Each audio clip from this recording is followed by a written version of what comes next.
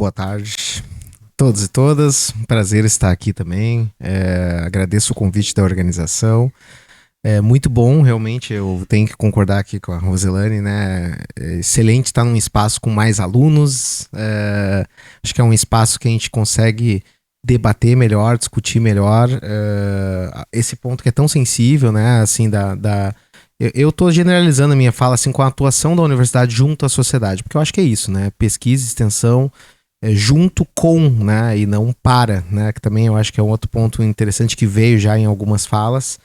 É difícil para mim falar depois dessas duas excelentes comunicações. Sobrou muito pouco para eu trazer muitos dos pontos que vocês trouxeram. Enfim, assim, eu concordo com tudo que foi colocado e muitos dos pontos eu ia também destacar. Então, eu vou tentar trazer alguns pontos adicionais para esse debate, essa discussão, mas enfim, eu queria primeiramente parabenizar e dizer que é uma honra estar ao lado de vocês assim, e aprender muito com vocês. E, bom, minha fala vai ser mais focada assim, realmente no que eu estou entendendo que é o papel da universidade atualmente, na distância que a universidade ainda preserva, né, da sociedade, e em especial das periferias, das vilas, das comunidades.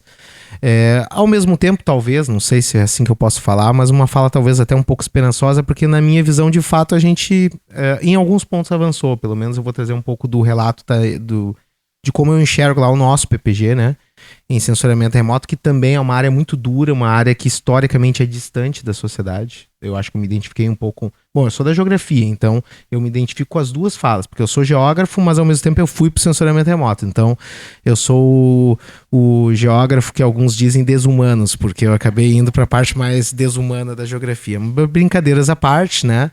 Mas eu vejo lá no sensoriamento remoto que houve uma evolução, sim. Ela é lenta, de fato. E eu concordo que a gente está muito distante ainda daquilo que seria o papel, do que eu enxergo como um papel da universidade junto à sociedade, em especial aqueles que mais precisam dela, né? As periferias, as vilas, as comunidades que vivem em situação aí de injustiças as mais variadas.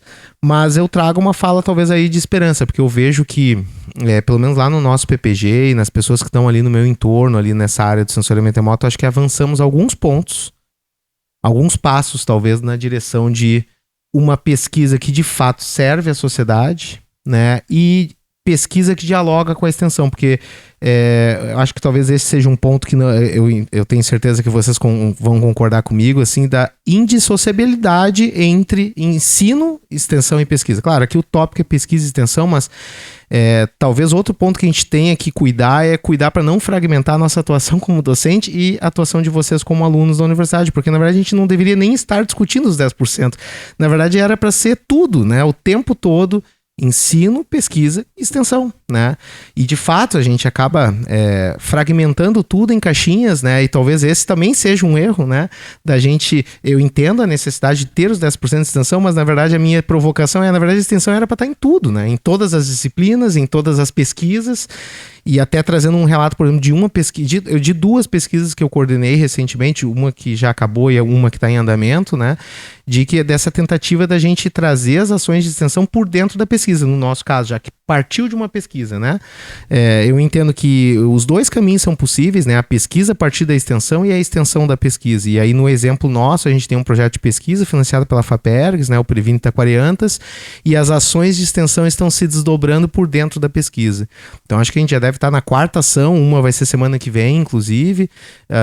Quem coordena a parte mais dessa relação, assim, né, direta com a sociedade são alguns grupos, não é todos os pesquisadores desse projeto que estão envolvidos com a extensão, mas existe um bom número de pesquisadores que estão se envolvendo bastante nessas atividades de extensão, e aí eu faço crédito aqui à minha colega Lucimar, também tua colega ali do Pós-GEA, né, a coordenadora do Pós-GEA, inclusive a Lucimar tem assumido, por exemplo, toda essa frente, assim, né, de ações junto à comunidade, né?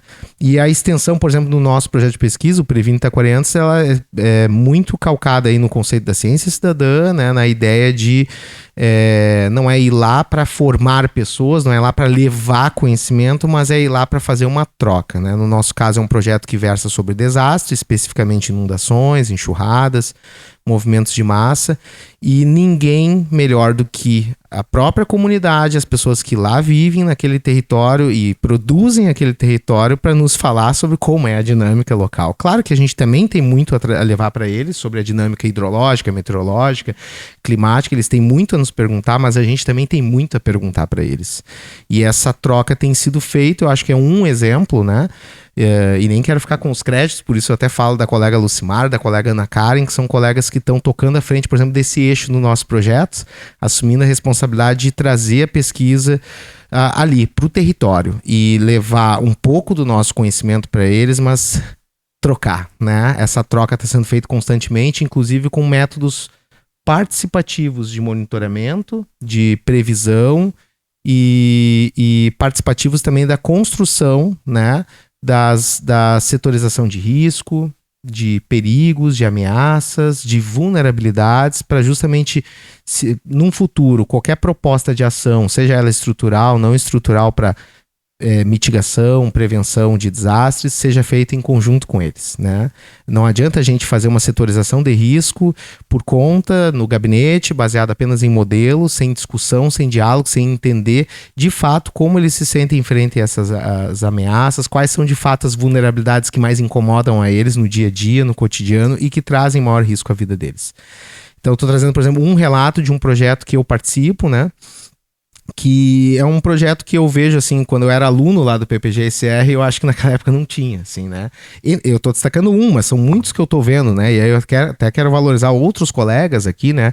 Outra iniciativa, por exemplo, que eu tenho que valorizar bastante do Grupo Latitude, ali do professor Clodes, né? Que é professor aqui da Geodésia, deste instituto, né? Do Instituto de Geociências, e também nosso professor e meu colega aí, colega de graduação, inclusive, geógrafo como eu, né? Formado aqui por esta casa.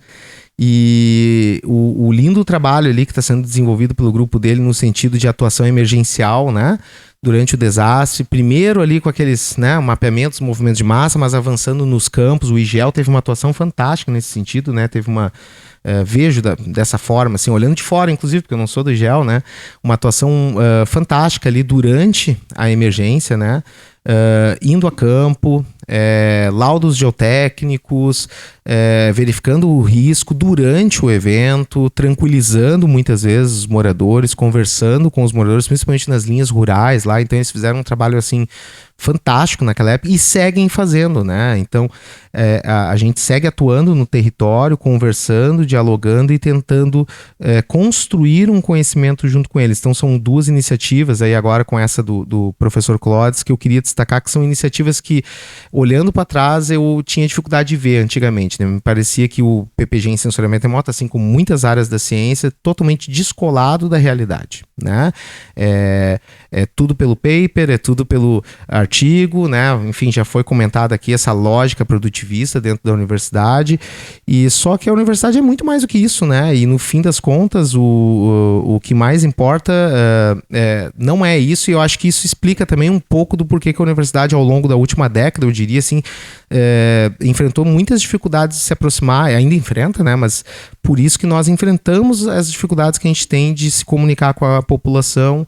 Isso ajuda a explicar por que um professor doutor, que às vezes é o maior especialista em hidrologia, tem 500 seguidores lá na rede social, mas o operador de som, e esse é um caso real, não vou dizer o nome, óbvio, o operador de som que da noite pro dia no desastre resolveu comentar desastre já tem mais de 1 milhão, né? Então, assim, óbvio, né? A fake news, a teoria da conspiração, ela vai sempre, isso é impossível de lutar contra, né? Vai sempre obter mais likes, mais compartilhamentos. Infelizmente, né? O boato sempre vai correr mais rápido do que um professor doutor trazendo dúvidas sobre um processo, trazendo inquietações, porque é isso, né? Como bem colocado agora há pouco, né? A universidade é um espaço de dúvidas, de inquietações. Eu sempre digo para meus alunos, né? Você tem que aprender primeiro a perguntar, ou melhor, se você conseguir aprender a perguntar, já é vitória, né? Porque é isso, o que a gente mais faz é perguntar, a gente é movido por dúvidas, por problemas, e enquanto a gente não tiver um problema de pesquisa, a gente não se move, né? A gente só repete, né? Normalmente o aluno que não consegue, né? O professor, eu falo de colegas também, que não consegue fazer boas perguntas, não tem o que pesquisar, não tem o que fazer extensão também, né? Porque penso que tanto pesquisa, extensão e o próprio ensino é movido com as dúvidas, com as perguntas, com as provocações, e a gente não está aqui para oferecer respostas, e isso muitas vezes é difícil, a gente tem que trabalhar desde os anos iniciais, isso é um trabalho assim, de educação nacional, penso eu, de trazer de fato o que é fazer ciência, né? Que é isso, boas perguntas, tentar, né, propor bons problemas que aí sim podem passar por investigação, por pesquisa para possíveis soluções, que muitas vezes demoram. Mas, então, eu queria destacar isso, assim, eu também enxergo a importância de nós, tanto na pesquisa e extensão, se aproximar mais da universidade. Eu vejo algumas iniciativas interessantes, pelo menos da minha área, acho que avançamos alguns pontos nesse sentido. Trabalhar, né, junto da sociedade para que a gente possa transformá-los, né, e transformar a sociedade, né, num caminho aí de cooperação, universidade, com a população.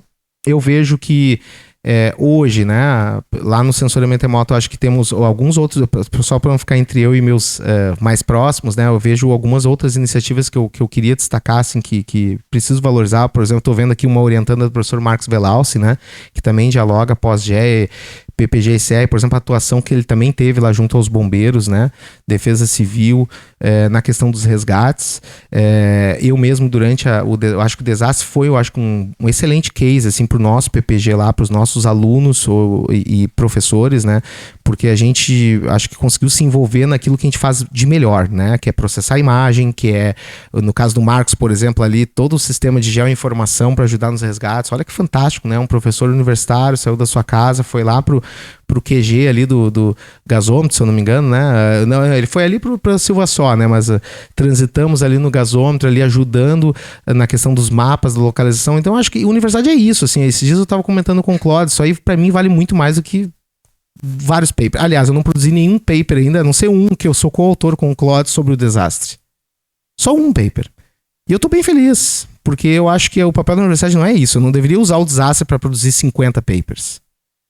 Eu prefiro usar o desastre para produzir uma ferramenta que é útil para o Corpo de Bombeiros, que é útil para a Defesa Civil, que vai ser útil lá agora, como a gente está produzindo lá todo um trabalho para Santa Teresa, para Mussum.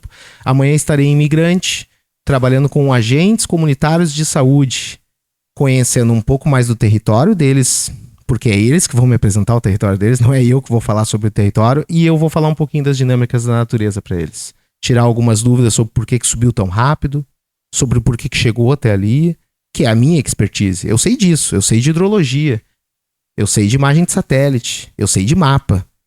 Mas não vai ser eu que vou lá falar sobre o território, é eles que vão falar. E a gente quer falar com os agentes de saúde porque ninguém conhece mais o território do que o cara que bate de casa em casa, sabe onde está o acamado, sabe onde está o cadeirante, sabe onde está o autista, sabe onde está a criança recém-nascida, a gestante, né, as pessoas mais vulneráveis socialmente, até dando exemplo, esse também do projeto Previne Itacorense, estaremos lá amanhã, e eu acho, então, assim, existem algumas iniciativas se aproximando. É pouco, eu concordo, eu botei aqui em letras garrafais, eu concordo, estamos muito distantes. E a gente sabe que está distante quando justamente a gente entra numa vila, como no PMRR, né, olhando para a Ju agora, ali que trabalhou comigo no Plano Municipal de Redução de Risco, né, e tu vê que a gente está distante quando a gente entra numa vila, né, vou falar vila porque é o termo que a gente usou, né, o tempo todo no projeto é isso, estamos lá na vila, né, lá na beira do Mensá, ali na Bom Jesus, né, e tu vê como a universidade realmente está descolada daquela realidade. A grande maioria de nós, eu acho que nunca tinha andado naquelas ruas, naqueles becos, na beira daquele valão, né, cheio de lixo, né, com muitas pessoas numa situação de altíssima vulnerabilidade, não só social, mas nesse caso também vulnerabilidade frente a desastres, né, vulnerabilidade infraestrutural, de saneamento, e ali a gente realmente vê, né, a universidade não é conhecida, poucas pessoas sabem que a gente existe, né, e normalmente quando a gente entra, né, aquela visão desconfiada num primeiro momento, justamente por quê? Porque quando a gente entra para intervir, a gente entra para ensinar, dificilmente para ouvir, dificilmente para compartilhar, né? para produzir algo juntos. E também foi um projeto que eu acho que a gente teve algumas boas experiências, né, de caminhadas comunitárias, de construção dos mapas de risco da melhor forma possível, que a gente deu para fazer no pouco tempo, né, e equipe pequena, tentando construir esses mapas em conjunto, com oficinas, dialogando, né, caminhando junto com eles e conhecendo o território junto com eles. Com todas as limitações que a gente tinha de tempo e de equipe, eu acho que também ali é um outro exemplo, né, de um projeto que foi interdisciplinar, com pessoas da geologia, Jujob, né, engenharia, o professor Bressani, né, geografia, eu, a Lucimar, né, entre outros, não vou mencionar, o IPH estava junto com o Fernando Dornelles. Então, iniciativa interdisciplinar e de diálogo, né? De ir para a comunidade, não para levar um mapa pronto de risco. Ó, tá aqui, ó. Definimos. Este é o setor de risco. Você mora no vermelho, você mora no roxo. Não, foi na medida do possível construído. Por que o risco existe? Tá aqui, o risco existe por causa disso. O que fazer para esse risco ser reduzido? Então, é um outro exemplo de projeto que foi desenvolvido recentemente. Não envolveu só o PPG-ICR, mas são pequenas iniciativas que eu vejo que talvez há 20, 30 anos atrás elas praticamente não existiam na universidade, né? E que hoje ainda estamos distante, mas estamos evoluindo. Eu quero trazer outros pontos, bom, eu não vou poder citar tudo que eu tenho visto de próximo da universidade, pesquisa, extensão com a comunidade, mas eu poderia aqui, né, ficar o pessoal do Felipe Nievinski, Taitsat, Departamento de Geodésia, PPG-ICR e o brilhante trabalho de monitoramento com estações de baixíssimo custo. As estações deles ficaram de pé durante todo o evento, monitorando, trazendo informações. Como esquecer a atuação, por exemplo, dos pesquisadores do IPH, por exemplo, que, enfim, praticamente foram eles que ofereceram a previsão hidrológica para a sociedade de quando o rio ia extravasar, quando ia subir. Enfim, e aí tem Fabico, eu vou ter que esquecer alguém porque é muita atuação, né? São quase todos os institutos da URGS de alguma forma ajudaram, contribuíram. E para mim isso é a universidade, né? Muito mais para além dos papers, da produção acadêmica, que claro, é importante, a gente é avaliado por isso, mas não é só isso, né? Como já foi dito, né? A nossa pesquisa, a nossa extensão tem que ter relevância acadêmica, fato, né? A gente, se é para repetir o que já foi dito por outra pesquisa ou por outro projeto de extensão, a gente tem que se questionar se está valendo a pena fazer isso. Então, de fato, a gente tem que ter uma relevância científica, ou seja, novas perguntas, novos problemas, novas respostas, novas hipóteses, novas teses. Então, de fato, é importante a inovação acadêmica, científica, e normalmente isso é premiado com um belo paper, num belo periódico, com um fator de impacto, você será citado e está tudo bem, mas é só isso, a gente vai resumir nossa atuação, e eu digo, nossa, alunos, professores, orientandos, vamos resumir a isso, né? E todo o impacto na sociedade, né, o impacto ambiental, a relevância para construir um país mais justo, um país, né, sustentável, que tanto se fala, resiliente, outro termo bastante na moda, né? Isso não vai ser medido com papers, e não é o paper que realmente vai resultar nessa mudança. A grosso modo, não resulta. A maioria dos papers não resulta em mudanças, né? Ainda que possa ter relevância científica. E a gente tem que se preocupar com as outras relevâncias na nossa pesquisa, né? Então, eu coloquei aqui, né? Eu acho que a gente tem que valorizar outras formas de comunicação, né? E aí uma iniciativa que eu não queria deixar de falar, que eu tenho visto com bons olhos, ainda que muito incipiente, até como pesquisador de produtividade CNPq, começando a avaliar projetos, né? Uma coisa que eu tenho notado e que eu acho positivo, né? A exigência, por exemplo, de um plano de divulgação científica para conceder fomento à pesquisa. Eu sei, é muito pouco ainda, né? E, aliás, as pessoas escrevem, não vou ficar falando quem, nem posso falar, porque é sigiloso, né? Mas ainda escrevem muito mal o seu plano de divulgação científica. Alguns que eu leio vou publicar um artigo, esse é meu plano de divulgação científica. Ou seja, eu vou dar 0 ali, me desculpe, eu lamento, não tem como, né? Eu tenho que dizer que ele não tem um bom plano de divulgação científica, e eu digo mesmo, né?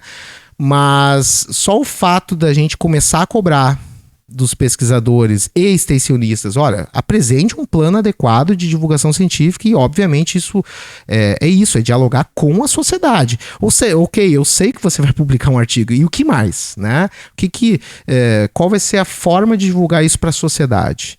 E redes sociais, e, enfim, entrevistas e mídias locais, rádios, né, jornais. Essas publicações são tão importantes, ou até mais, eu diria mais hoje, na minha visão atual, do que o paper. O paper é só ali, é um ponto, né? E todo o resto, né? Toda a atuação junto com a comunidade que você não está prevendo, né, na sua pesquisa. Então é algo que estamos avançando. Então eu vejo com bons olhos, por exemplo, essa valorização dos planos de divulgação científica e dos impactos. Hoje, na avaliação de um projeto de pesquisa, por exemplo, boa parte da avaliação é feita em cima disso. Até dos PPGs, né? Tem um item específico para isso, que é o impacto na sociedade, mas e inclusive, até para dar o relato do PPG-ICR, eu não tenho dúvidas de que o principal fator, até porque eu fui coordenador desse PPG por 4 anos, eu não tenho dúvida de que o principal fator que fez a gente subir a nossa avaliação e obter mais recursos, mais bolsas para os nossos alunos foi o fato do impacto social do PPG. Porque quando eu não vou puxar o louro para mim, eu acho que tiveram excelentes administrações antes e depois de mim, então tem que valorizar a professora Tatiana Silva, o Laurindo, a Denise e os que vieram depois, Cláudia, Felipe, mas é impressionante como era feito, por exemplo, o relatório Sucupira do nosso PPG. Né? Era basicamente quantitativa, era número de artigos, número de orientações, número de projetos de pesquisa, valor financiado, aprovado, e era basicamente isso. Não tinha um link para uma matéria na Zero Hora, um link para uma matéria no Jornal A Hora, Rádio Independente, não tinha um vídeo, nada, não tinha absolutamente nada que comprovasse o impacto do PPG, porque talvez de fato não tinha impacto mesmo, essa que é a verdade, né? Mas mesmo que tivesse algum impacto social, algumas pesquisas pontuais, extremamente mal relatado, extremamente mal propagado, e acho que foi uma transformação, né? Tem aqui duas alunas aqui do PPG-ICR, mas acho que uma transformação que a gente fez é isso, assim, valorizar tudo isso que não entra no Lattes, porque, né, até entra, tem lá uns itens perdidos no Lattes, mas ninguém olha para aquilo, essa é a verdade, né? Tudo aquilo que não entra no Lattes é tão importante quanto o Lattes. E às vezes a gente ainda escutava de alguns professores, não, é só abrir meu Lattes. Não é só abrir teu Lattes, né? Esses dias eu vi uma matéria com o seu nome lá, você deu uma entrevista, a importância do projeto para os portos, coisa e tal.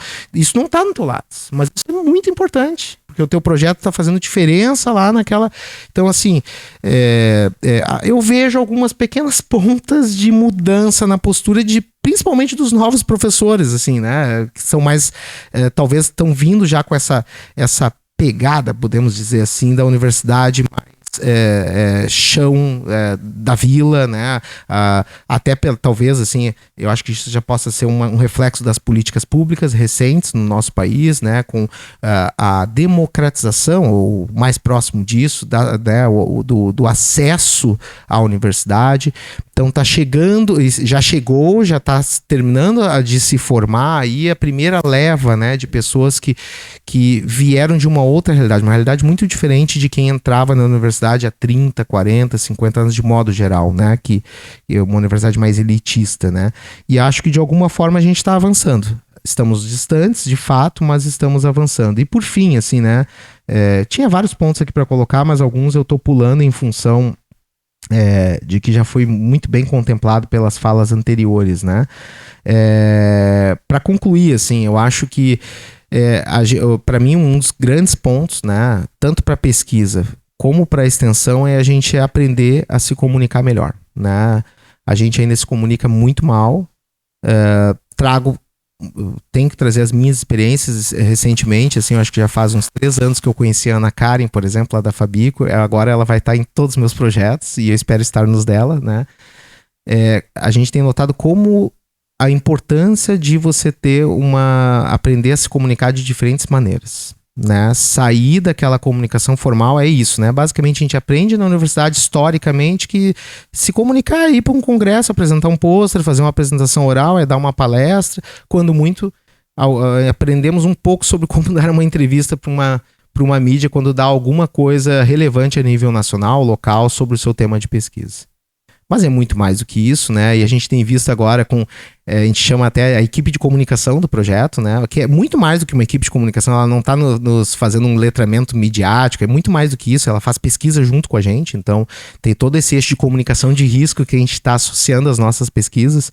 Mas eu estou fazendo esse último relato porque, assim, é um pouco da desvalorização da universidade, do negacionismo sobre o nosso trabalho e de tudo que se fala sobre as universidades federais no Brasil, e a gente tem tanto ouvido, especialmente depois aí do bolsonarismo no nosso país, eu vejo que a gente, mesmo com tudo isso, com todos os ataques, a gente ainda tem muito a evoluir em como se comunica com as pessoas, né?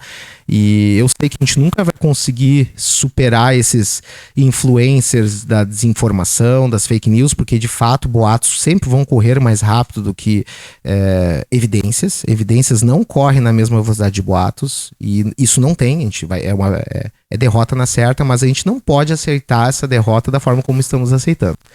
Então, para mim, hoje é importante destacar para todo mundo que está aqui, assim, que vai desenvolver suas dissertações, seus TCCs, suas teses, né, e depois suas pesquisas na vida acadêmica, a importância de se comunicar das mais variadas formas possíveis, de atingir o maior público possível, e isso só é possível hoje em dia, eu lamento, mídia social, Instagram, Facebook, YouTube, TikTok, ir pra rua, trabalhar com oficinas comunitárias, como a gente tem tentado fazer, porque senão não tem jeito, é batalha perdida mesmo, e a gente vai continuar numa bolha, né?